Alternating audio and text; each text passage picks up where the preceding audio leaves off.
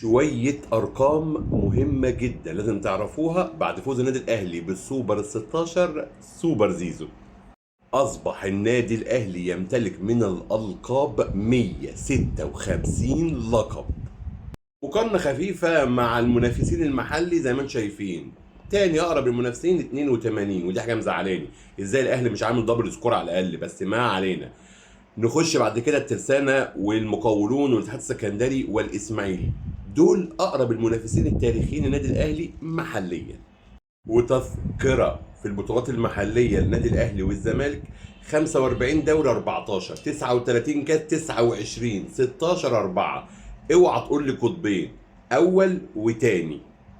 ده زي ما انتم شايفين لوحة الشرف لأبطال السوبر. الأهلي 16 بأربع أضعاف عن اللي يليه. نادي الزمالك 4، المقاولين 1، حرس الحدود 1، طلائع الجيش 1. وطبعا هشوف واحد في الكومنتات يقول لك بطولاتك دي دليل على الرشوة والحرام.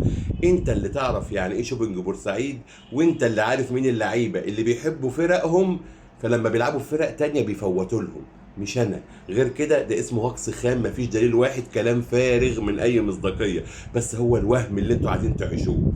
كتر القاب النادي الاهلي دلاله على ان الرقم واحد والقمه مكاني حقي.